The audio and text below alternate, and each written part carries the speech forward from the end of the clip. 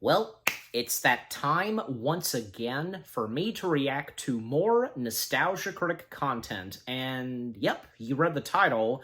You know exactly which and what the next Nostalgia Critic video it is that I'm reacting to. And you're also, I'm sure, maybe some of you are wondering, shouldn't you react to? Yes, I was originally going to plan on reacting to it instead of this, but I don't know, because, how do I put this?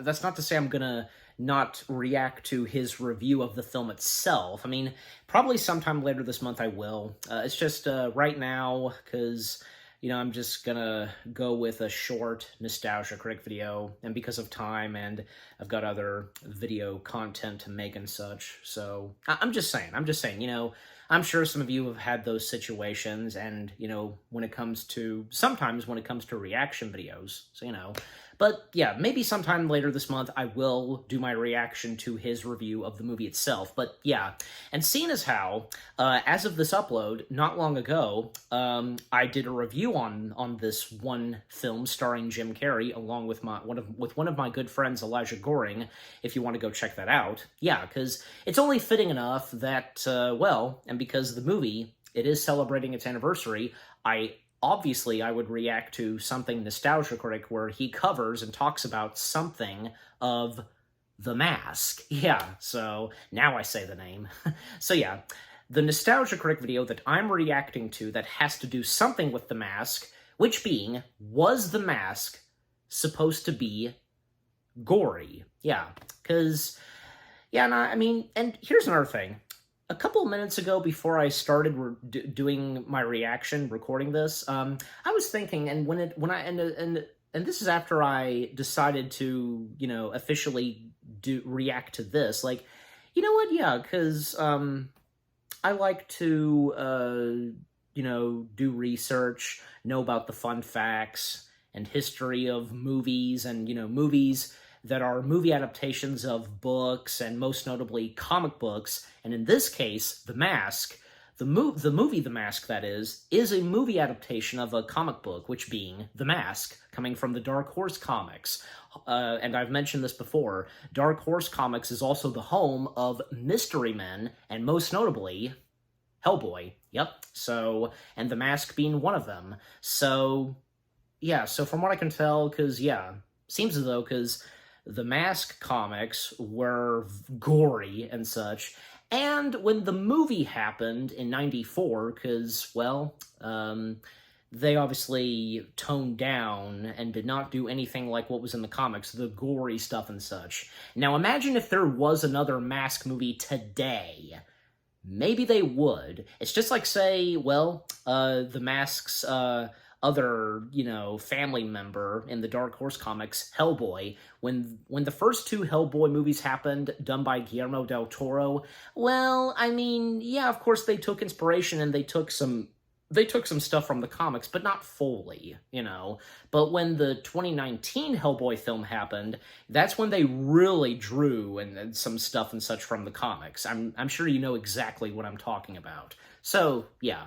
But, still, everybody, including me, because when it comes to Hellboy, and with, movie-wise of Hellboy, pretty much everybody, including me, of course, we favor the Guillermo del Toro Hellboy films. Yeah, so, but, The Mask, it did pretty well, not being gory and such, and not even, The Mask being R-rated and so on. But, yeah, and even, I think those at Dark Horse Comics, one big member of Dark Horse Comics, and, being involved in the Mask comics, and maybe like the guy who runs, and I think is the CEO of Dark Horse Comics, really enjoyed The Mask, and that's good to see. The movie The Mask, that is. Yeah. So, and besides, what The Mask had to offer, 1994's The Mask, and, for this being one of Jim Carrey's,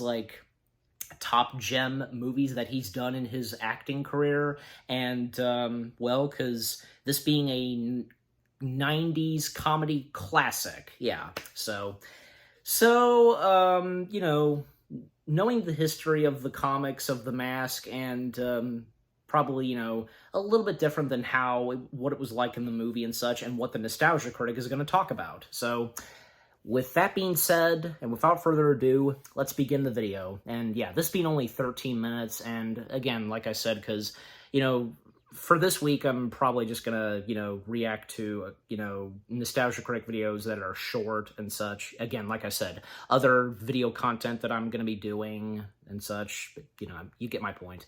All right, so, I gotta turn up the volume. There we go. All right, here we go. The Nostalgia Critic video. Was The Mask supposed to be gory? Starting in 3, 2, 1. Widescreen? Yeah, full screen. Yeah. Play.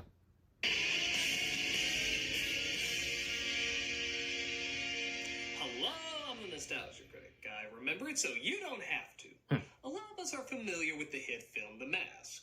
No, not that one, but trust me, that's hilarious. You'll get a lot of laughs out of that. No, I'm talking about the Jim Carrey movie. Yeah, because... Featuring cartoony visuals with groundbreaking effects and spawning several spin-offs, including a TV show and an instructional video for the Antichrist. Most of you won't be shocked to know that The Mask was based on a comic book. This is no big surprise. I mean, the movie was about a weak guy getting superpowers to save the day. But that's not the kind of comic book it was. The comic book was disturbing as hell. It was violent, intense, gritty, and so gory that I'm just going to warn you now that if you are the tiniest bit squeamish, you should not watch this from here on out. No, really, I know it sounds silly, but The Mask can be so bloody, it can actually make people queasy. It is that intense. Oh, I see. You're still watching the video, so you think you can handle it. Well, just to make sure you made the right choice, let me show you this little brief scene from the comic where a guy starts cutting his cheek. Reacting to it. Yeah, he's just doing that for fun. Can't you just hear that spelled out sound effect? Still think you can take it? Well, how about another panel of him doing the same thing, only this time a little closer? Notice how much detail they're drawing in there with the veins and such. Still good? How about one more panel that they include? This one, the closest. Oozing with red, where you can practically see all the art. The purpose of this editorial is to show the difference between two seemingly different yet still related works of the same name. Do these differences make them stronger? Weaker? Do they help them stand as individual pieces? Or confuse whatever mood and tone they were trying to get across? Well, let's start from the beginning. Published in 1991, The Mask at first seems to start off like the movie. A wormy dweeb named Stanley I thought it was late is 80s. Everybody's punching bag and wishes he could fight back. When getting a present for his girlfriend Kathy, that being the artifact of the mask, he tries it on for fun and, like the film, turns into a green-headed loon who can't be destroyed and now operates on cartoon logic. Yep. Well, okay, so he gets revenge like in the movie and cartoon hilarity ensues, right? Not exactly. While some scenes are similar, the effects of his cartoony nature extend only to him. So, when he makes a Tommy gun out of a balloon, he doesn't scare the annoyances with it, he blows them into hamburger. When he sticks car parts in the mechanics that ripped him off, they don't just moan at a few butt jokes, they're left as bloody corpses. In fact, even shoving one he says he might become a superhero and ends up saving the day. This Ipkiss goes on a killing spree, not just getting revenge on people he doesn't like, but just anyone in general. Suffocating a teacher, massacring total strangers, and slaughtering cops just doing their job. It's, kinda sick. Ipkiss in the film is a hopeless romantic who just wants to be the cool guy. Ipkiss in the comic is a psychotic maniac who doesn't care who he kills or how. Where in the film, he's called the title, The Mask. In the comic, he's known as the Big Head Killer. Again, very different from the movie, seeing how he never spills one drop of blood. But you're thinking to yourself, I don't want to spend an entire comic series with this guy. Don't worry, he dies very early on. Kathy gets fed up with his shit and blows his brains out, resulting in her dropping off the mask to a local cop. Take a guess what the cop's name is, by the way. You guessed it, Calloway. Jim Carrey's foil in both the movie and the cartoon, though the cartoon draws him closer to the original source than the movie. But where in both of those he's a side character, here he becomes the lead. No big surprise, the cop tries it on and everything starts all over again. Only this time, he uses the mask to try and stop crime. However, he's just as violent and blood-hungry, to a point where he almost kills his best friend. Figuring out he can't keep it under control, he buries the mask and the nightmare seems to be over. For It now. is until the second run of the series, the mask returns. Yeah. Burglars break into Didn't Calloway's last house long. and disarm him. Trying to find a way to fight back, he digs up the mask but gets shot before he can use it. Yeah, kind of weird seeing all these characters you grew up with suddenly get horribly maimed, isn't it? One of the more timid and At least it cowardly didn't happen in the gangsters has movies. mask forced on him, and once again, it's used for evil. He uses it to rule the Here we mob go and pick again. up threats to his mafia world. Even blows up an entire wedding because of At least mob this time a bosses there. villain, an It's actual insane villain how is using the mean-spirited mask. This comic is. Feeling guilty for Calloway being shot, Kathy infiltrates Big Head's network and steals the mask for herself. When she finds she can't destroy it, she realizes she has a responsibility to end the mob war the mask started. So she slips it on and starts taking on the mafia herself, only to come across someone who seems just as indestructible. A giant of a beast named Walter. Now, while this character didn't appear in the movie, he does appear on the show.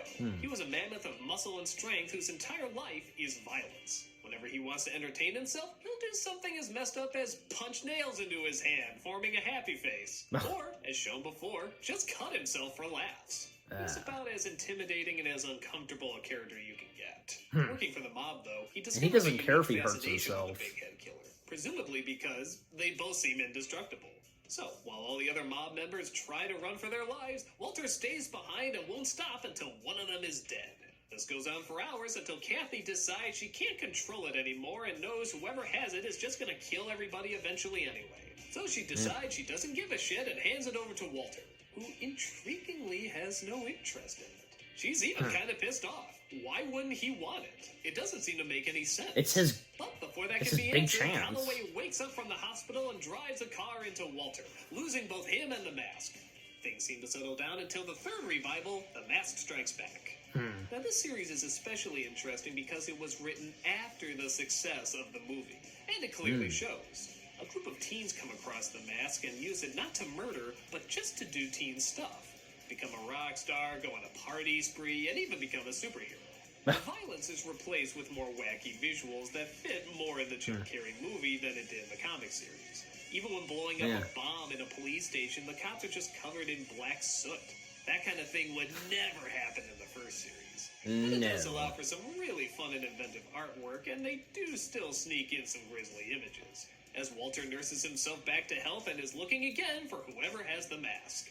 This time, though, he's not screwing around. When he has the mask, he knows what to do with it. He slaps that sucker on, only to find it does nothing. Yeah, it has no effect on him. This is one of the biggest mysteries of the mask ever. In fact, Walter's whole relationship with it is kind of a big question mark. Why didn't he want it when it was first offered? Was it more about the fight? Did he want to feel he could defeat an entity that was never defeated? If so, why did he want it later? And when he did try it on, how come it didn't work? Was he so destructive naturally that the mask couldn't add any more? Or was he so big and That's a strong good guess. that the mask couldn't even fit around his face? Another good guess too, but I would go on the first as he one. launches the mask into the air and Walter disappears forever. Which brings us to the last of the series, or what many people consider the last one that matters, The Hunt for Green October. Yeah, I think it's a dumb title too. While a bunch A of parody assassins of are you know searching what. for the mask, a father is looking after his child who has emotionally shut herself Title off parody, from the that world. is. This being because her mother died. She won't talk, smile, she barely even communicates. The father comes across where the mask landed, though, and naturally tries it on and uses it to go after the bullies who mocked his kid. But things become tricky when his daughter wants to dress up like the Big Head Killer for Halloween. He has to tell her no because that's a psychotic killer, even though he is the psychotic killer.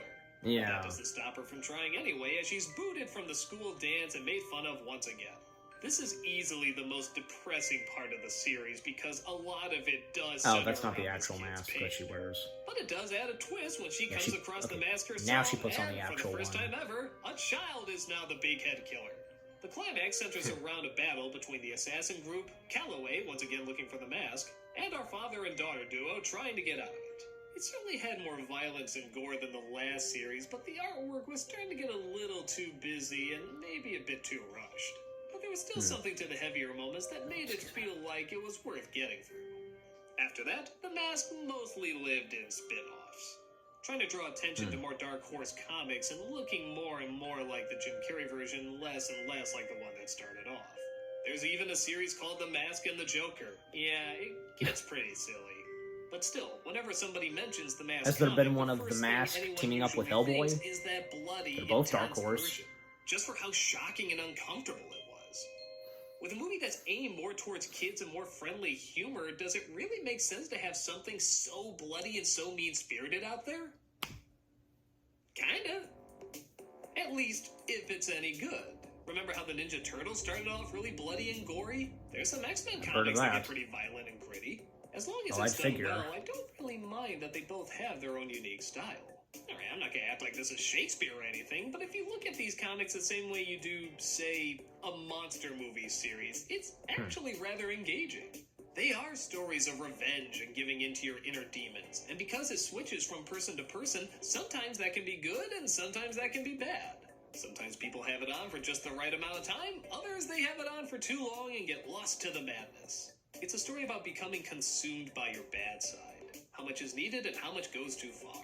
You see this kind of stuff all the time in classic horror and, yeah, even classic fantasy. And Mask does have a very Ring of Power feel to it, doesn't it? Yep.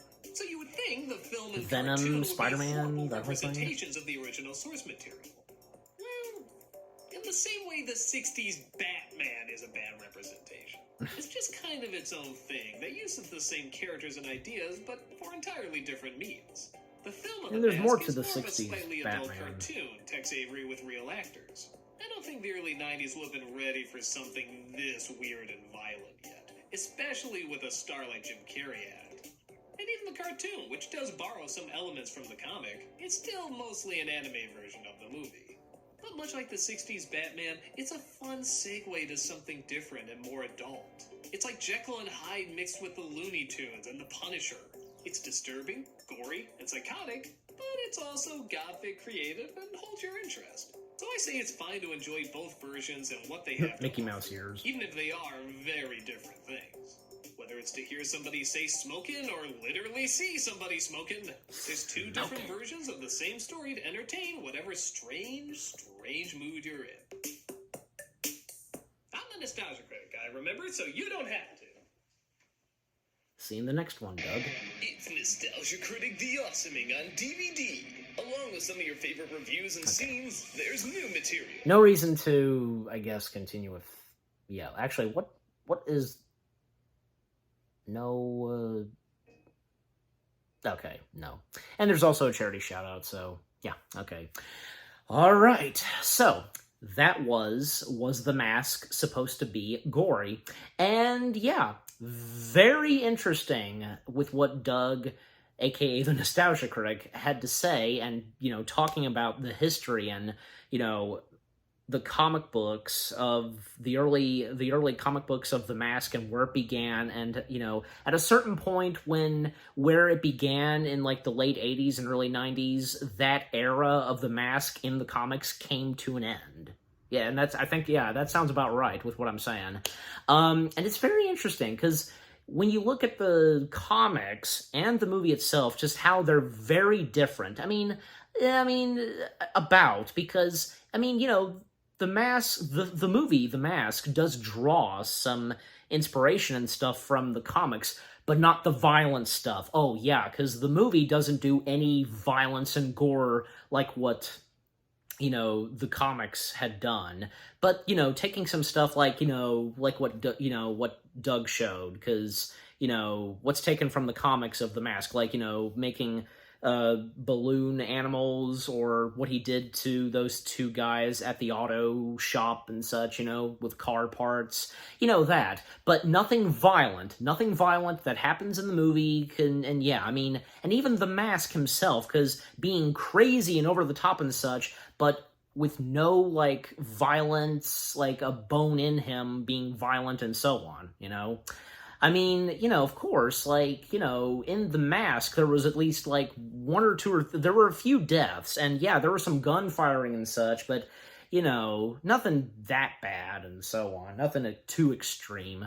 It's nice, and it's interesting to see could you imagine? Could you imagine if there were, if a sequel to The Mask did happen, and with Jim Carrey returning and maybe like, Cameron Diaz and so on? Because if you know the history of, New Line Cinema's plans to try to make a sequel to The Mask, in the 90s and before, this is before Son of the Mask, like, and with the whole Nintendo Power Contest thing, maybe possibly if it did happen, maybe they could have also done incorporated more stuff from the comics, like, obviously more people trying on the mask, and, possibly if we would have seen a female put on the mask, maybe Tina, like what the comics had done. Could you imagine?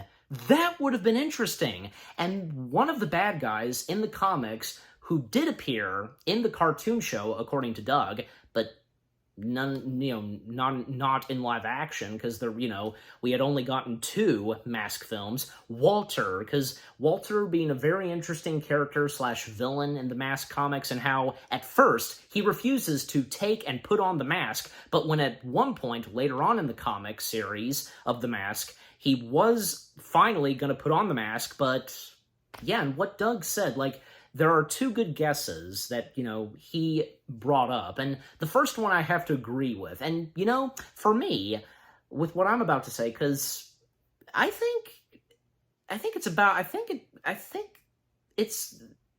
obvious, because the mask itself, the mask is alive. Well, besides, because it has a power to it and so on. Maybe because it just, it didn't want to, have Walter. It didn't want to have Walter, have the mask be put on him and so on. If you get what I'm saying, yeah, that's another good guess, from me. And golly, like the father and daughter that Doug brings up in the later comics, yeah, very interesting and sad, especially with that little girl, very shy and quiet. And yeah, I even knew right away, because, well, obviously, she would wear the mask, and just, yeah, that's insane. And the later comics of the Mask, even to this day, a new comics of the Mask, and one of them that Doug brought up, Joker and the Mask. I mean, it doesn't hurt for there being comic crossovers, and, as long as they can be done good, and if they make sense, and as I mentioned a little bit earlier, because, I wonder, like, if there has or if there's not been a comic crossover of The Mask and Hellboy. Like I said, they're both Dark Horse properties, and Dark Horse, they can do that, right? They can do crossovers with what they have in their comic book line that they do, Hellboy, The Mask, Mystery Men. Come on, like, I have no doubt that maybe there are some. I don't know, and I don't seem to recall. I would have seen this online if there was a comic book crossover with Hellboy and The Mask. But I do know that even I actually do have my copies of them, because there was a 2 comic book issue where Batman and Hellboy did cross paths. They did crossover along with Starman. Am I saying the name right? Yeah. So, and if you know about those comics, I actually, a while back, I did get my hands on them. I actually got my hands on them. This is like maybe a couple weeks after I went to my last convention. I thought that they would be at the convention. At the convention I went to, I gotta slow down, I did get my hands on one issue of Hellboy and 1 issue of Ninja Turtles. But the ones with Hellboy, Batman, and Starman, I got them later on, online, on eBay, and so on. But yeah. But I will have to check and see if there's not, and if there has been, or if there's not been, my point being, a comic book crossover of Hellboy and The Mask. Because it seems like it could be possible. But, but yeah, just, again, the gruesome and darkness of the Mask comics, it's insane. If anybody, like me, having seen the movie first, and then later on, looking up and realizing, and looking at the Mask comics and the early Mask comics and what they're like, yeah, it's insane, I tell you.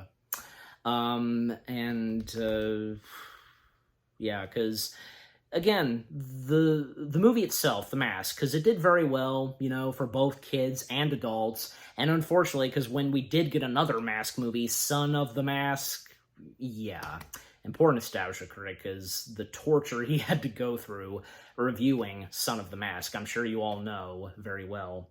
And I'm pretty sure, yeah, because the cartoon of The Mask and Rob Paulson, aka Yakko and Pinky, and Cartman, Carl Cartman. What the heck? I mean, they both go by Carl. Carl Weezer. Jeez. Yeah, because he was the voice of Stanley Ipkiss / The Mask. So obviously the cartoon did very well. I wonder if the Nostalgia Critic ever talked and brought up about the Mask series. Maybe in one of those videos where he was talking about those kid channel networks. I don't see why not. I think it could be obvious and a possibility that The Mask was probably, like, say, on Fox Kids, WB Kids, probably most notably WB Kids. But I'm pretty sure either way he has talked about the Mask cartoon in the past, and yeah, so. But I think I pretty much said what I've had to say. The last things I've had to say after reacting to the video and such, yeah. But yeah, overall, the Nostalgia Critic video of, was The Mask supposed to be gory? Which, yeah, in the comics they were, but yeah, when the movies happened, good thing they didn't. Good thing they didn't. And luckily, just the first one turned out really good. But the second, Son of the Mask, how I'm putting at it, just really bad luck. Really bad luck. Maybe it could have been decent, and it could not top off the first Mask, but yeah, sadly, just really bad luck. It had potential, but just bad luck. Really bad luck. That's unfortunate. But anyways, so what about you guys? What did you think of the Nostalgia Critic video itself? Was The Mask supposed to be gory? Did any of you knew about the comics themselves? Like, any of you, either you read the comics before or after seeing the movie? I'm sure maybe a good chunk of you had seen the movie first and then looked into the comics. I have a good feeling probably some of you did. A good chunk of you did. Same goes for me. So, and, with what the Nostalgia Critic had to say and diving in and going through the history of, the early comic books of The Mask, and with what I've had to say and with my reaction, and yeah, what did you think of my reaction? Leave comments and give this reaction video a like, as always. And so, with that being said, thank you very much for watching. I hope you guys enjoyed my reaction to the Nostalgia Critic video of Was The Mask Supposed to Be Gory? More reaction videos are on the way. They're going to be awesome. Keep looking forward, and I'll see you guys in the next video / reaction. Take care, and peace out. Smokin'!